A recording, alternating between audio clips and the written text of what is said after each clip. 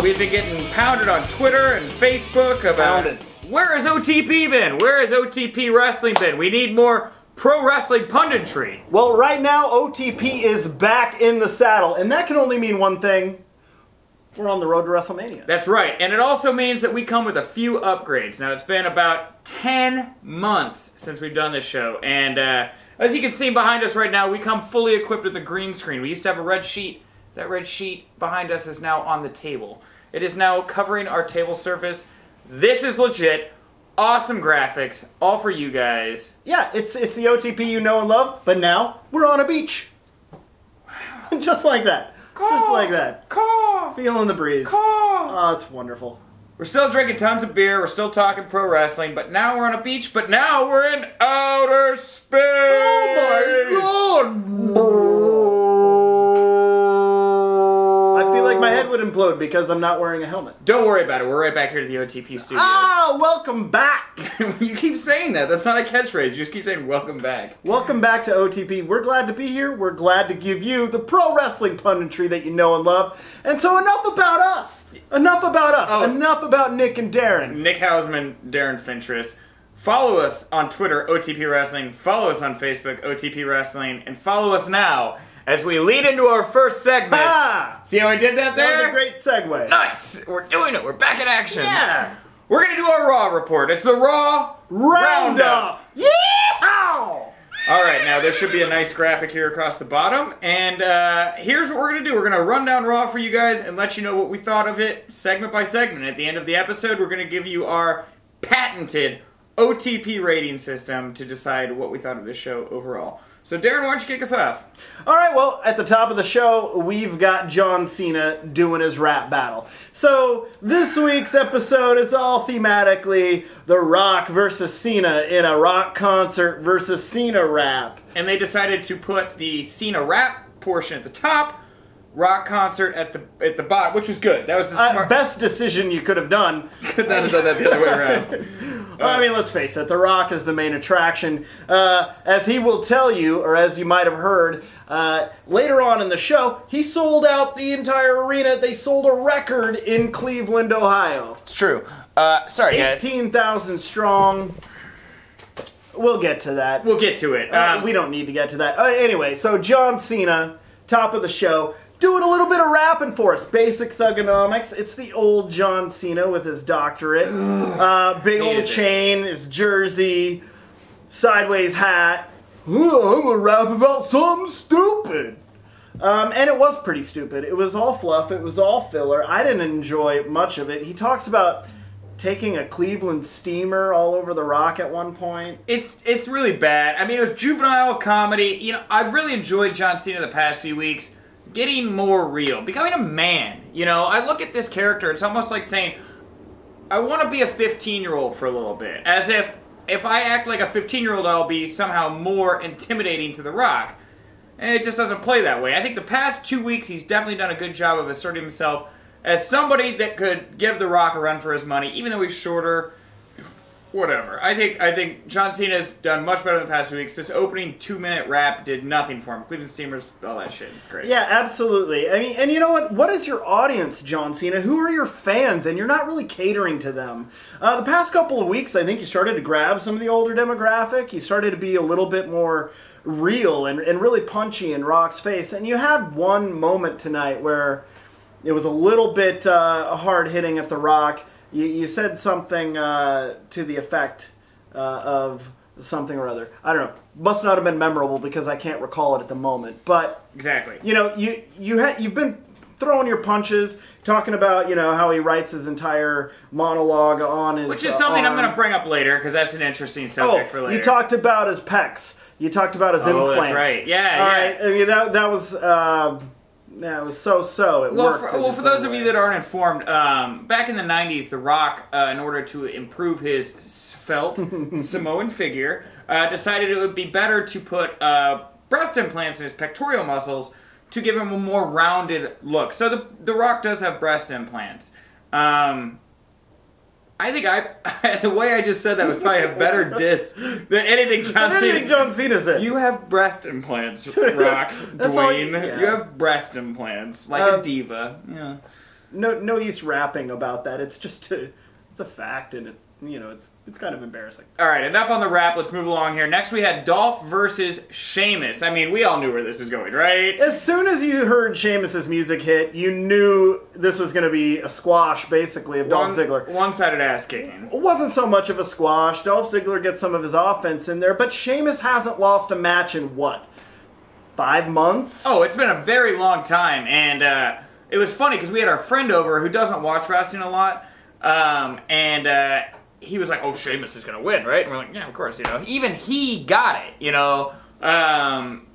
was cut and dry. Bro kick gets the pin. Dolph Ziggler will be on Team Laurinaitis. Sheamus is gonna go on. This is, I mean, like, there's not much to say about this segment. Yeah, out the gate predictable, and that's something that I have had a problem with on this road to WrestleMania. It's like all of your big stars that you're pushing, you put them in matches with your mid-card, and you destroy the mid-card with all of these big names. And while we expect that, and it's probably what should happen, you want to build that, it doesn't make for unpredictable television. And I like to be surprised once in a while. Yeah, for sure. So, we get past this, we move on to the next segment, which is it's supposed to be Santino and... David Otunga. No, it's Santino and Oksana versus David Otunga. And David Otunga, John Laurinaitis comes out and he says this is no longer going to be a mixed tag match. It's going to be a handicap match. It's going to be Santino versus David Otunga and Mark Henry. Yes. Yes, and it was exactly what you would expect of an Otunga-Mark Henry match versus Santino. At one point, I don't even know that they tagged. It looked like Mark Henry just walks into the ring and does his own thing. I didn't see a tag. Maybe it happened. There was no tag. Here's the thing. Darren is saying this like he saw it. At this point, Darren is he's only re-spewing what I said because he was busy playing his latest Android app video game, Hanging with Friends. And I had to remind him, Darren, you have to actually watch the television. Are you doing this right now? I mean, if you're going to call me out for it, I'm going to enjoy my game. That's so rude. We have our friends here, and we're trying to talk to them about wrestling. I have one balloon left! I really could give two shits about your balloons. But yes, there was a blind tag here. Or not even a blind tag. A tag that didn't even happen. Mark Henry gets the pin on Santino. The bigger story was what was going on the outside of the ring with Teddy Long and John Laurinaitis. Teddy Long actually comes out and pushes John Laurinaitis. He goes head over heels in one of the announcer's chairs, falls onto his back. Teddy Long walks off. Santino gets his ass kicked, and then as he's getting his ass kicked, who should run in? Kofi Kingston. Kofi Kingston gets his ass kicked. Who should run in then? R-Truth. R-Truth gets his ass kicked. The new tag team. Yeah, right? And then John Laurinaitis comes in and he says, this is my newest member of my Team Laurinaitis faction at WrestleMania, Mark Henry. Yeah, so long story short, we're going to have a 6-on-6 match at WrestleMania featuring Team Long versus Team John Laurinaitis. Winning team, their GM becomes controller of both shows. This is something we've seen coming. We knew this was going to happen. It was what it was, and we're building towards it. I'll move past this. We had a backstage segment with... it's a great way to get your upper mid-card, your mid-carders involved in a match. A big match for them. Good replacement for, say, Money in the Bank.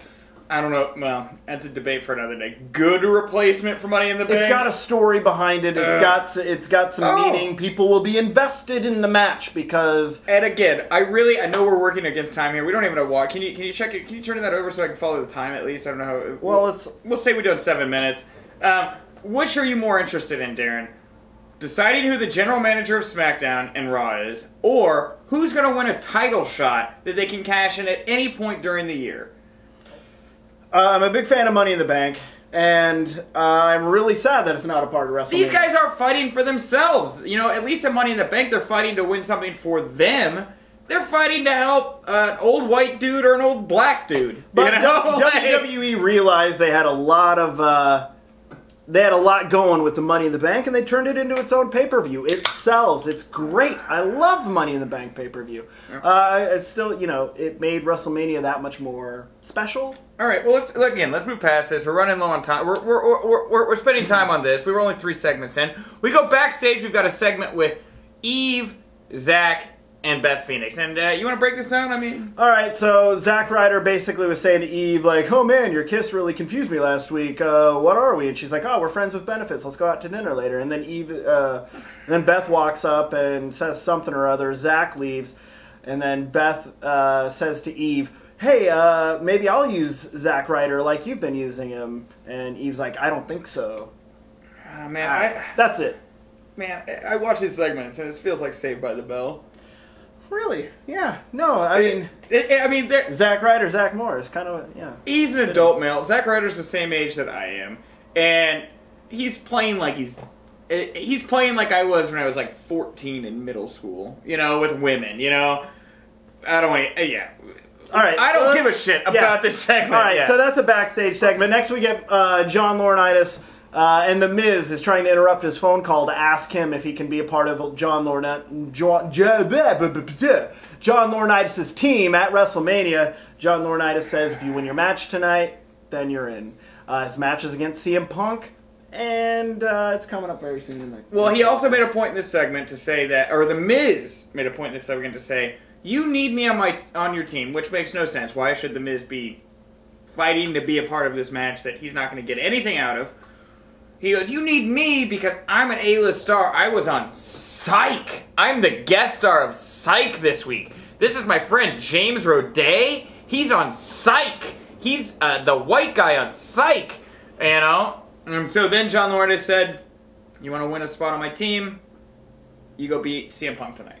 And James Roday gets to announce the match as a special guest ring announcer, which I think is really cool. I think he should have been a commentator. We'll get to this guy later. But right. This guy was great. I want to talk about that a little bit more. But next up we have Funkasaurus versus Jinder Mahal in a squash match.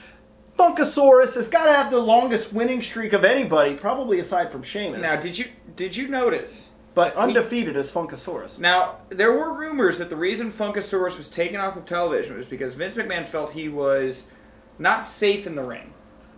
Vince McMahon felt that he had become unsafe in the ring. Now, the only reason I bring that up is because what was the one thing missing from this Funkasaurus squash that we've had in every Funkasaurus squash before this? The Sheeplex? The Sheeplex! Ah, the Sheeplex. The Sheeplex was not there tonight, and I feel it is because Vince felt that Brodus was just taking these guys and just throwing them. Just fucking chucking them over his head without any care of how they land or where they land. And personally, I wasn't tossed by Brodus Clay.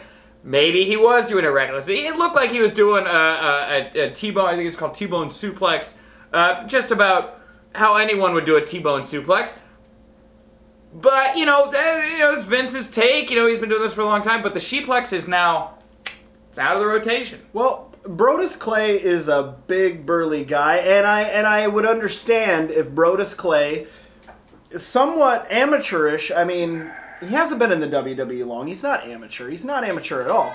But that's my phone. But it's off screen. No, I think I got a new word. You're an asshole.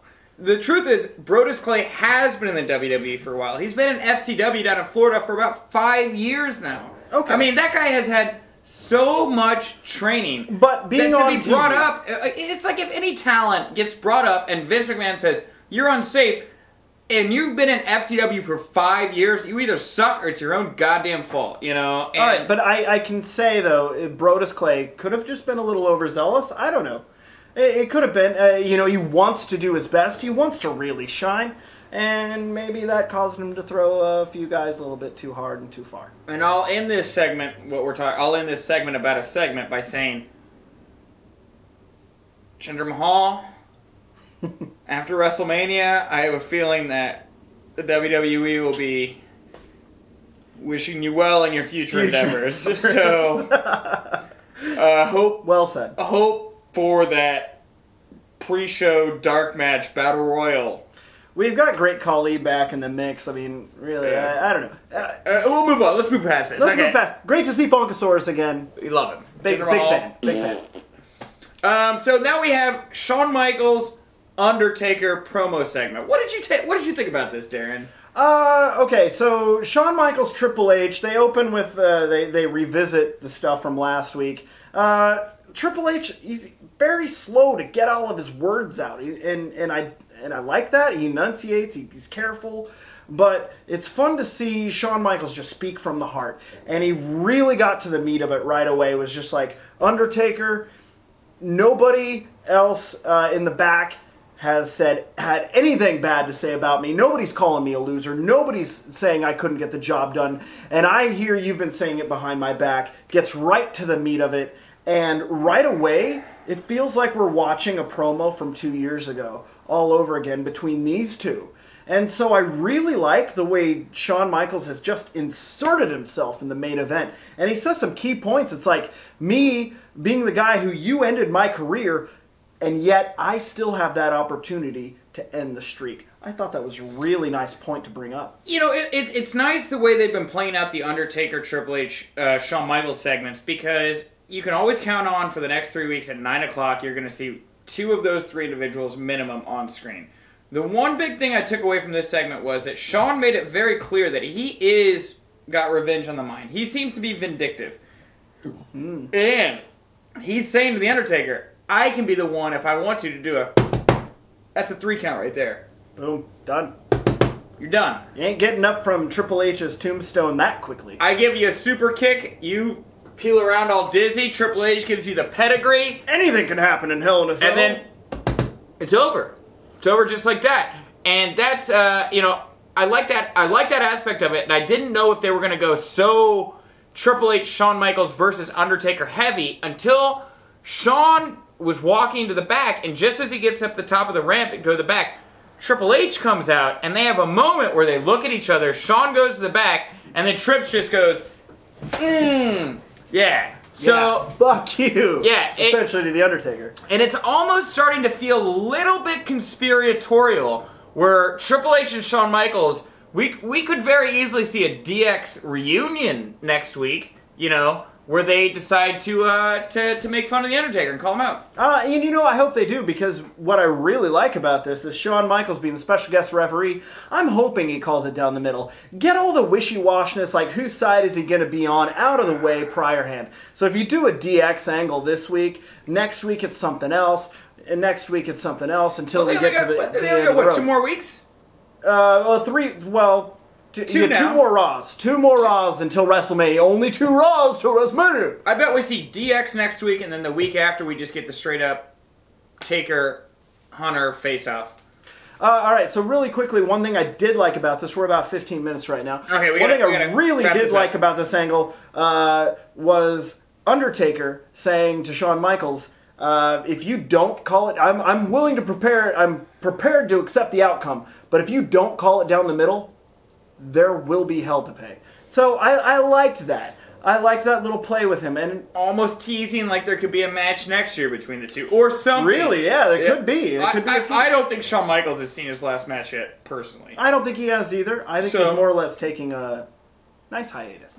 It's been a good one. Okay, so we'll move on here. The next match we had was CM Punk versus The Miz, with James Roday as the ring announcer. James Roday nailed the intros. Oh my god. Nailed them. This guy is obviously a wrestling fan. This guy obviously likes The Miz much more than CM Punk. He built The Miz up. He said he was a hometown boy. And then it was kind of like, CM Punk. and even prior to the match with John Laurinaitis, when he said he was going to be the ring announcer, he says to John Laurinaitis, I'm going to fink the shit out of this. I'm going to finkle it all up.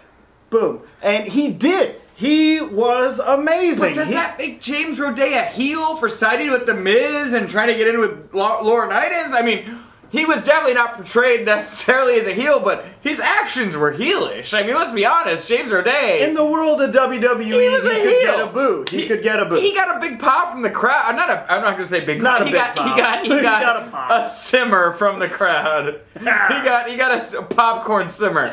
But, we've seen this match 1,000 times before. I mean, Miz, Punk, they work decently together. He's the consummate bad guy, and Punk's good guy. Punk gets him for the win with the Anaconda Vice. Nice finish. James Roday literally at the end goes, and your winner, CM Punk. he didn't even want to acknowledge CM Punk. He was all about The Miz. I really, if he was trying to play a heel, a subtle heel, he did a damn good job. I really could give, it's sad, I could give 2 fucks about CM Punk versus The Miz, Love James Rodet in this segment. It's true. And, It's even so true. and then even Jericho came out and we gotta talk about Jericho. Oh, Jesus, this was bad. This was bad. Oh, my this God. was really bad. Can I tell it? Can I tell You it? do it. Oh, my God. So You Jericho do it. comes up on the big screen, obviously pre-recorded, and says, "Great job, CM Punk. Great job. But you know what? I know how phony you are, and all of this, straight edge stuff. I get why that is. It's because your dad was an alcoholic." First off, CM Punk's dad's not an alcoholic. I actually think he might be. I was, I said that earlier, but I was actually thinking of Colt, Cabana's dad, is not an alcoholic. I get those two confused. They're All right, we'll look it up, and So close together, we will post an addendum at some point. What? I'm thinking we'll look it up. We'll post an addendum. We don't want to be wrong. We don't Right. like being wrong. No, we don't want to be wrong. But pundits. his dad could have been an alcoholic. I mean, whatever. It just seems like a stupid thing to interject. Very forced, and you know what? It kind of derailed the whole thing. Like, you could have talked about anything, and instead you're like bringing up alcoholism. And I didn't like it. I didn't like where you're touching. And CM Punk did not act like he was like, "Oh man, he got me." He did like CM Punk. He I know looked really would have got sad. back on the mic, would have like dropped Gone some after pipe him. bombs. Yeah. right. That's what you do. And instead, he just waddles off from. He's the not ring. CM Punk, not an actor. He says he doesn't get many WWE studio offers because he doesn't look like a traditional movie star. I gotta say, Punk is. Maybe because that was the worst acting I've ever seen. The CM Punk, I think That was. I mean, I'm a Punk fan, but that was awful. You know? Punk, your time to shine is when you're being real, truthful, and hard hitting. And this whole thing just came across like it took the wind out of your sails. And I don't know that it put any wind in Jericho's sails. Right. I don't know. It was off. It was off. So let's move on. We'll move on. Randy Orton, Jack Swagger. Not much to say here. Orton beat the shit out of Swagger. Guess who won? Yeah, Orton beat the shit out of Swagger. They teased some kind of. Oh, hey Drew. Nah, Drew's here. Oh, wait, 1 second. We blocked the door because we didn't really want him coming in right at this point in time.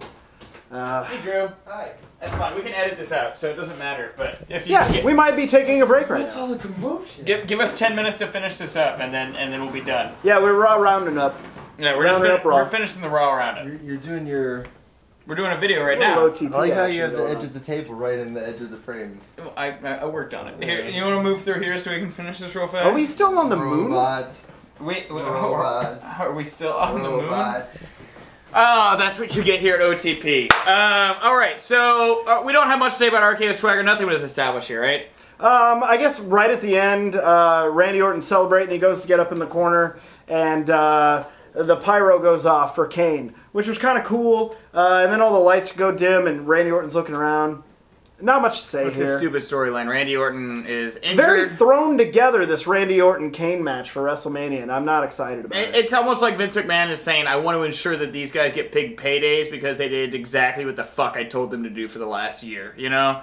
I think that Kane... WrestleMania is kind of like Christmas bonus. It is like Christmas bonus. Like, everybody sits around waiting to wonder, oh, which package am I going to get wrapped up? Which match am I going to get? Is it going to be a singles match? Is it going to be a tag match? Am I going to be in some kind of Rumble match? Ooh. Because they all get a percentage of the pay-per-view buys, and WrestleMania does 5 times as many pay-per-views buys as any show there at the rest of the year. That makes noise. You need to stop that. Yeah, but, and does crunching on carrots make noise. You guys found how to turn the microphone on. Yeah, We dude. got it. We got it. Guess We're what, Drew? legit today. I tested us, and I actually chroma keyed before we started filming this shoot. This is not none of you. Why am I even talking about this right now? Let's go to the last segment. concert. We had the rock concert. Rock concert. We had a rock concert at the end. This was The Rock. He was playing guitar and singing songs about how he hated John Cena and how Cena had lady parts and how Cena, many things. Yeah, he had like Fruity Pebble. 6, 7 verses, all to Everybody Let's Rock. He did a whole thing about how he banged Cena's mom. Oh man, it's great. And how Cena's mom couldn't walk right the next day because of it. You know, very classy adult language. That's what he was working with here. By and large, this whole Rock segment was a nice tableau to what you had with John Cena early on. And The Rock killed it. killed it. Had everyone singing Cleveland Rocks. I wish he'd have learned more than 3 chords. And I wish he would have done more than one song. Well, he kind of did 4 songs. Kind of did another song at the very end. He did We Will Rock You to some more of his own verses, but he had all of the words posted on the Titantron. That's what I was talking about. And I was like, was that for the audience to sing along, or was that for you, Rock? I mean, I think that was more for him. I think that was a thing where Rock was like, hey, it'd be a lot easier for me to rap over this Queen song if I had all the words put up on the screen so I could read them. A rock rap. He's not so good with the memorizations, The Rock is. John Cena, very good with the memorizations. He knows his lines. Not so good with the entertaining me. Rock, less good with the lines, more good at the entertaining me. I don't... So that's... So, okay, that is Raw tonight. 2 weeks away, 2 more Raws till WrestleMania. What did you think overall? Well, let's introduce the pony system. Official OTP pony rating system. Now I get 5 ponies, you get 5 ponies, and combined there's a possible 10 ponies. There's a possible 10 ponies that this Raw could get. I am going to give this Raw 3.5 ponies. Man, you always go with the halves. You know that really sucks for editing, but I'm glad you're doing the editing now. I forgot about that. You have to cut a now pony. I have to edit you have to cut a pony in half. That's and right. I'm going to give it a solid 4 ponies. There's certain things I really liked, certain things I really didn't like, and I've talked about those already, so I'm not going to delve into them again. But there were some things you did great, but it was a good build to WrestleMania, and that is the biggest point on the road to WrestleMania. You got me excited about some more stuff, namely Triple H, Undertaker, and Rock Cena. Yeah, there was a lot of good on Raw tonight. In general, I'm not a fan of the way WWE is doing Raw necessarily these days. I think there's a lot of misplaced emphasis, so to speak. I think there's guys that deserve emphasis that aren't, and the guys that are getting emphasis may not deserve it. I don't think Cena is necessarily the guy to run the company right now. I think there's other people that can be taking a spot, but... Shouldn't be the face of the company. Yeah, whatever. 7.5 for ponies. Yeah, well, I will say on the road to WrestleMania, the titles don't seem to matter at all. And okay, so I got a few minutes, few seconds here. Real fast, we're gonna cut away from the Raw roundup. New segment from OTP called Indie Shit. This is Indie Shit. Nick Hausman, I'm good friends with a local independent wrestler named Ronaldo Piven. He's a manager to a lot of wrestlers. And so I thought it would be in his best interest, and my interest, since we text so frequently, to put over some of the shows that he's going to be a part of. Namely, we have coming up on March 23rd, Resistance Pro Wrestling. At the top of the card, you have Harry Smith, the son of the British Bulldog, versus Rhino. That is for the Resistance Pro title. Resistance, for those that don't know, is a promotion that is sponsored and partially run by Billy Corgan of the Smashing Pumpkins. In the city of Chicago at Excalibur. It is at the Excalibur nightclub in Chicago. It's just off the Grand Stop, off the Red Line in Chicago. If you're in the area, you should definitely come by March 23rd at 7 o'clock to see Harry Smith versus Rhino in the main event. On the undercard, you're going to have Jay Bradley, an amazing Chicago talent, who has been signed to the WWE, been trained in Florida, been trained in Ohio. And he's going to be facing X-Pac. Sean Waltman, great guy. I've had the luxury of getting to talk to Sean, and he is an amazing person, and I can't wait to see the match. Didn't he once upon a time write magic marker all over your face? I will just say that the last time that Jay Bradley and X-Pac were wrestling, Ronaldo Piven managed Jay Bradley, not me. Ronaldo Piven managed Jay Bradley against X-Pac, and that was the match in which X-Pac hit an exposed lower turnbuckle on the bottom rope and, severely irritated his anus region because of a piece of steel that was exposed when he was trying to give the Bronco Buster. And I've never been told to put an ice pack between a man's ass cheeks, and I never did it. Also on that card, you're going to get, of course, the Almighty Sheik, the Terror of Syria versus Stephen Walters in a Falls Count Anywhere match. Going to be an awesome time. Ronaldo Piven's actually going to be managing the Almighty Sheik events, Stephen Walters. So make sure to check that out. So that's Resistance. That's Resistance. What can you tell me about Blitz? Blitz Pro Wrestling. Of course, real fast, I got to say Resistance Pro. You can find resistancepro.com, Resistance Pro on Twitter, and Resistance Pro on Facebook. Next, Pro Wrestling Blitz, of course. Pro Wrestling Blitz the night after, March 24th. You've got Ryan Slade, the champion, a member of the Elite, managed by Ronaldo Piven, going up against Al Snow in a match that's been building for months now. Al has been trying to get his hands on Ryan Slade. Of course, you know Al Snow from ECW. Are we going to get some head? I don't want to say, Ronaldo Piven might get some head from Al Snow. That's just what I'm going to say. And of course, you have Kenneth Lewis versus Hardcore Craig for the No Limits Championship. Kenneth Lewis, a former Revenge of the Nerds star, turned towards the dark side by Steve Stone, up against Hardcore Craig, who's the meanest person I've ever seen in my entire life. I would never want to fuck with Hardcore Craig. And finally, or not finally, I'm just trying to give a few matches from each card. I'm not going through the whole cards. You're going to get Barry Wright versus Rough Crossing. Barry Wright, former cancer patient, beat melanoma. He beat melanoma, and he can beat you.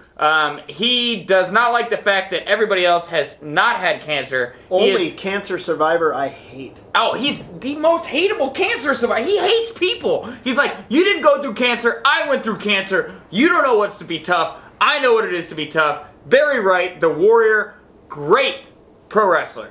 Very interesting guy. Be sure to check these guys out. ProWrestlingBlitz.com. Pro Wrestling Blitz on Twitter. Pro Wrestling Blitz on Facebook. And finally, ICW Milwaukee. Ronaldo Piven recently released from ICW Milwaukee. All I'm going to say about that one is Ronaldo Piven sent me a personal text. He said, dysfunction, call me.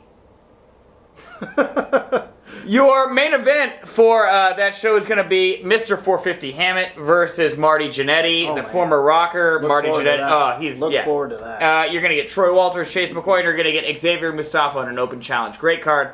ICW Milwaukee. Go check them out. ICW Milwaukee on Facebook, ICW Milwaukee on Twitter. And that's it for the... And that's going to do it for the first half of OTP!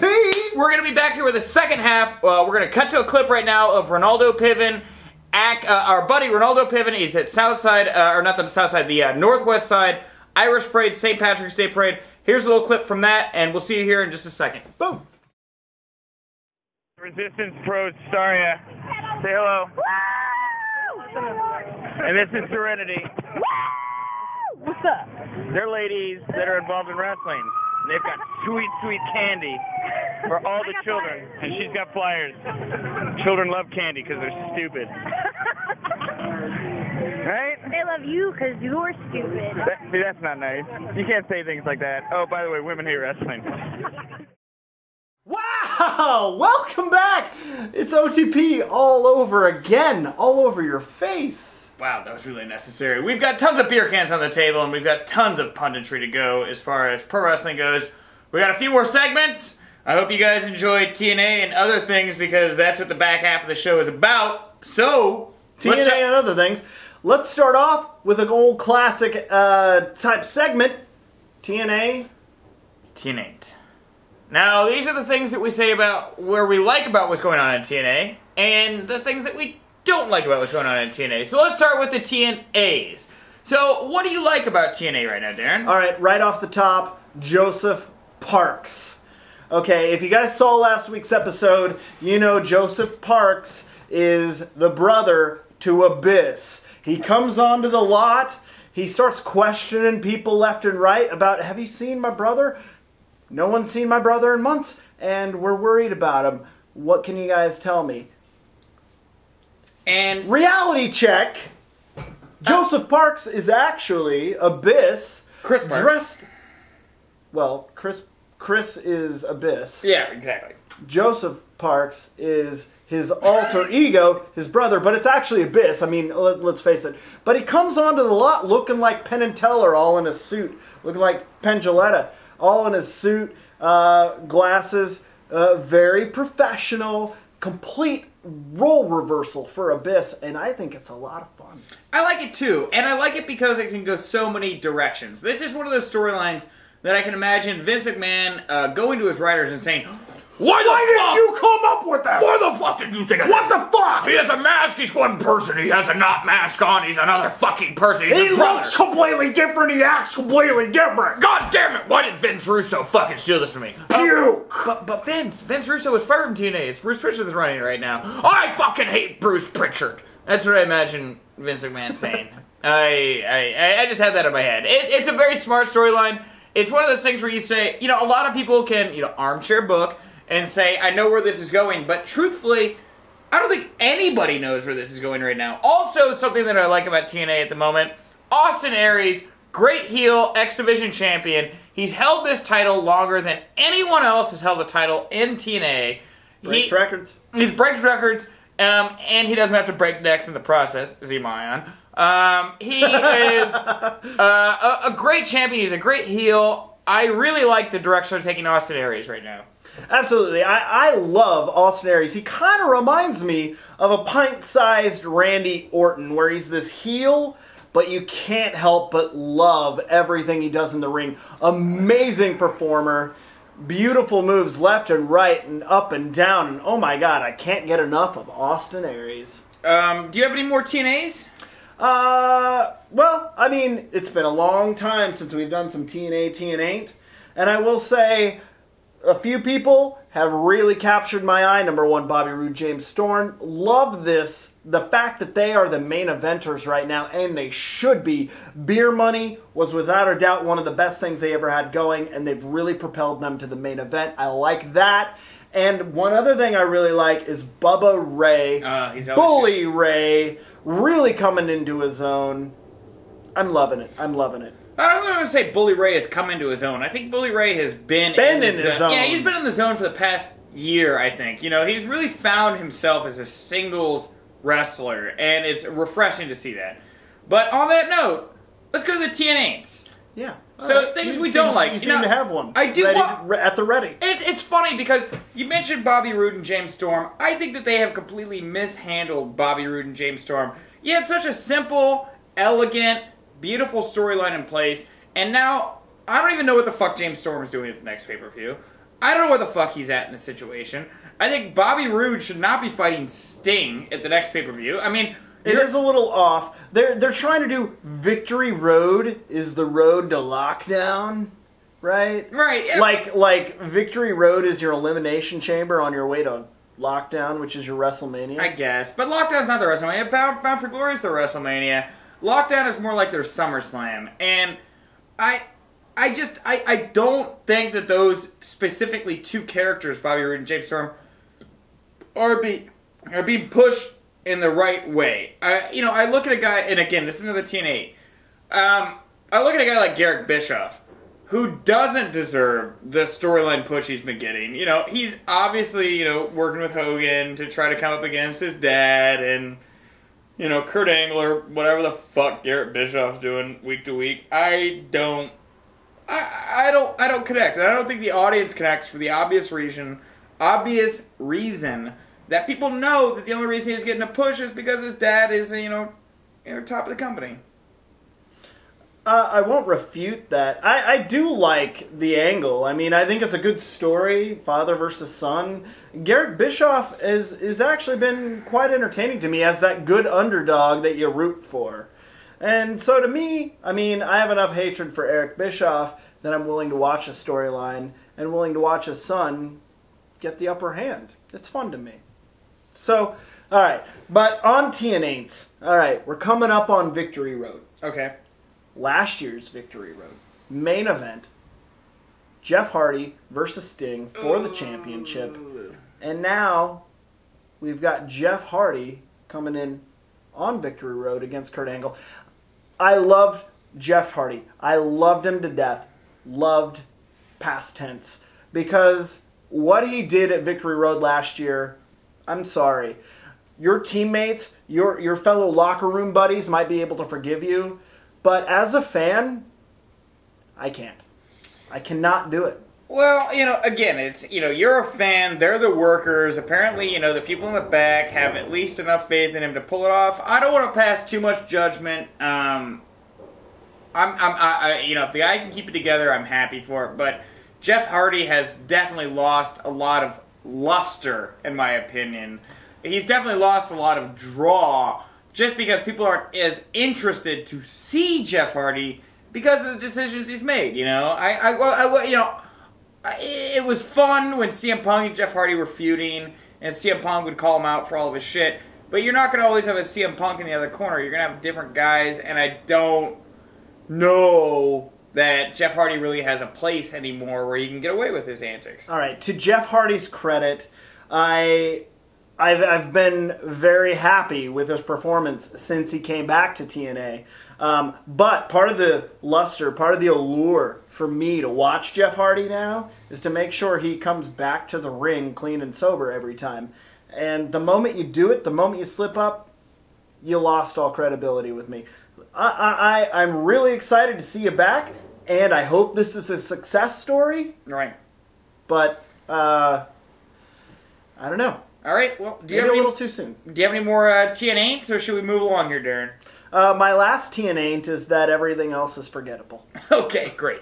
We're moving along now to news. The news of the week here at OTP Wrestling. And Darin, why don't you kick us off about the news? All right, well, let's start off with a little bit of Sid Vicious, Sid Justice, Psycho Sid.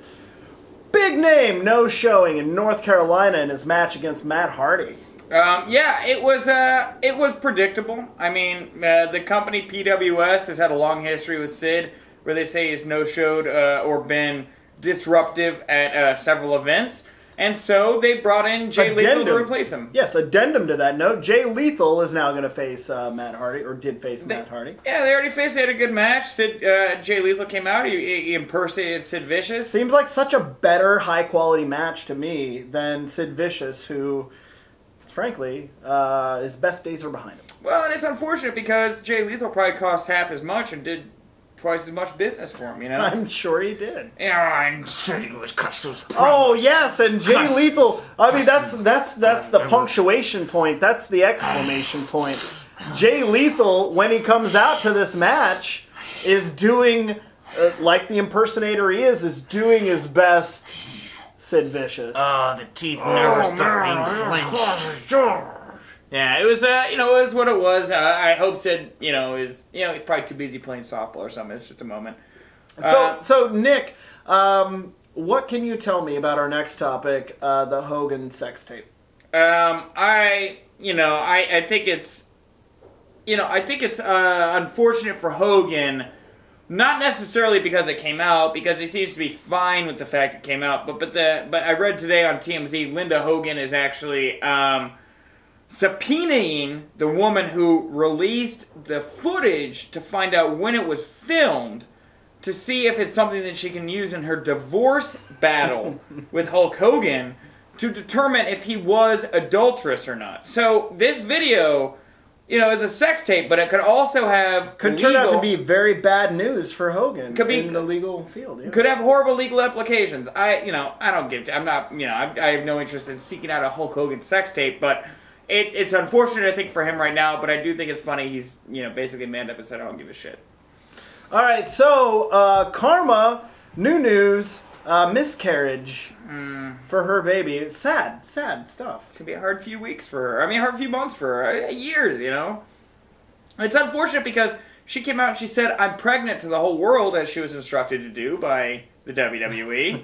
And now she's got to go back to the whole world and say, "I had a horribly traumatic event happen in my life." Wish my best to Karma. Yeah. This is something that I know you like, Drew McIntyre storyline.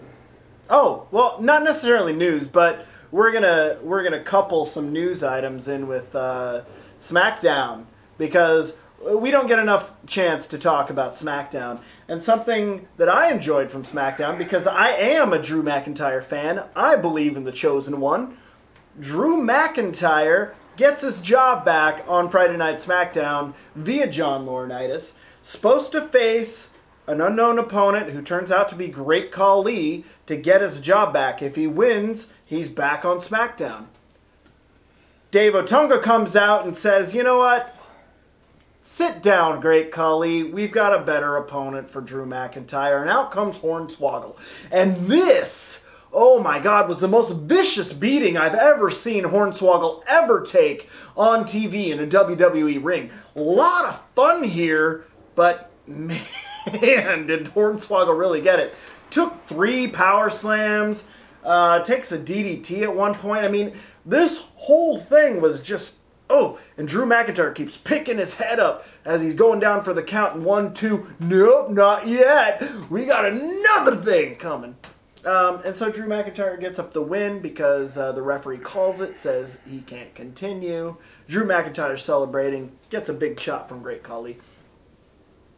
Glad to see Drew McIntyre. I'm just glad. I'm just glad. I know you're a big McIntyre fan. That's why we wanted to bring it up. You know, I think it's awesome that he's getting a resurgence. Hornswoggle's a good worker. He definitely didn't mind taking the bumps to put him over. It was a good segment. I wrote down here that we should probably save this for our last segment. We should talk about that then. Yes, we should talk about this now. I think it makes sense because we've got armchair booking coming up at the end of the show. Right here in about a minute or two. So maybe we just move on now. We segue to armchair booking. Oh, so you're saying just fuck the rest of the... Yeah, that's fine. Well, fuck the rest of the news. One last bit of news. Fuck the news. Fuck the news. Next week, Raw is going to feature John Cena versus Mark Henry in a main event bout. My money's on John Cena because he's facing The Rock. Why bury him right now? Anyway, so that's the point. Not really news. Not really news. Armchair booking. So we decided to armchair book this week. And the way that we're armchair booking this week is we're going to armchair book the Teddy Long versus John Laurinaitis 12-man... Oh, I just farted. I just farted very loudly. Very loudly. Gross. I hope the mic picked that up. It might have. Oh, it smells bad, too. The 12-man match at WrestleMania, John Laurinaitis versus Teddy Long's team. We know officially tonight that John Laurinaitis' team... It smells very bad. What? Oh, man. You have to sit here. Don't do that again. I might. John Laurinaitis definitely has Mark Henry and David Otunga on his team. Teddy Long definitely has Santino Marella on his team. We can conclude that probably Kofi Kingston and R-Truth are also going to be on his team. So that's 3 members of his team, 2 members of Laurinaitis'. Let's fill out the match. Drew, or right, Darren? Well, it's 6 on 6 for one. We only know a small portion of this. So who's left? Who's really left? All right. Well, we know 3 of one and 3 of the other. Wait, hold on. You said Miz. Miz did not win his match against CM Punk. He's not in the match. No, I didn't say Miz. I said Mark Henry and David Otunga. Okay. Yeah. Miz could still weasel his way back in. I think he's going to probably do a run-in during Rock Cena. I don't think that he's going to be in the Laurinaitis Long match. We can talk about this next week on Armchair Booking. But I see more logically for Laurinaitis' team to be filled out by Dolph Ziggler, Jack Swagger, of course, a returning Wade Barrett at the last second. I mean, it's a tag. If he returns, it's a tag match. He doesn't have to do anything. He can just stand at ringside. And Kane. No, Kane's going to be doing something. Kane's in with RKO, man. That's a done deal. That feud's been going on 2 weeks now, and I can't get enough. Well, who's your heels to fill out the Laurinaitis team then? You know what? Why not do your tag champions, Epico and Primo?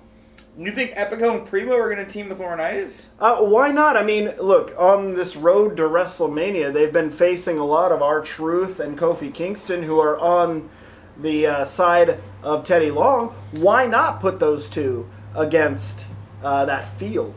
I mean, it makes sense. Because, start to bring in a little bit of the lower mid-card. I mean, they're your tag champions, for Christ's sake. Well, they got the penny belts. The penny belts. Yeah, it shows you how much they care about those belts. I don't know about Epico and Primo, just because I know that Ziggler and Swagger are probably going to occupy 2 more of those spots. That's at 4, so you're saying the last 2 spots go to Epico and Primo? Alberto Del Rio seems like a logical choice. Christian? Yeah, but both of them have been on the injured list. They're back now. I would love... They've both done house shows. They've both done house shows and wrestled matches. They're ready to go. They're just waiting for the right storyline. Well, then boom. Put them in, please. Yeah, so... I'm excited for that. Well, there you go. And then as far as good guys go, though, I mean, you've got Kofi, R-Truth, Santino... Great Khali. Gotta put him somewhere. Right. I mean, Khali makes sense. He could make a quick 2-minute appearance. Yeah, sure. He's a big guy. Big Show's already got a match. Other faces. Zack Ryder's Primo and Epico. You cannot put them both in... You can't put them both in both categories. Primo and Epico are heels. There's no way. What if one goes on one side and one goes on the... Alright. You are really wrong. Devil's advocate right here. I don't want to say you're wrong, but you're very wrong.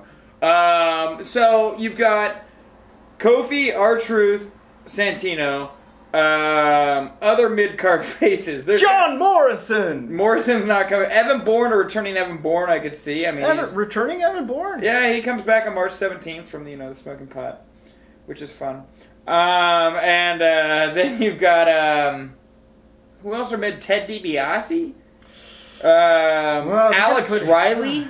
You know, I see all of these people ending up in a battle royal somewhere that doesn't make the pay-per-view at all. Brodus Clay? Do you think he could be on Team? Ooh, I would Team love Brodus Clay on there, but unfortunately, everything we've seen from Brodus Clay is all squash matches up to this point. So if he's on the WrestleMania card, I think we're going to get another squash. I don't see Brodus Clay being in a match where he's going to look vulnerable. Not at this point. Yeah. Either he's off the card completely, or he's in a squash match, or he wins a battle royal against all the undercard. I don't know. Yeah, I'm just struggling to find.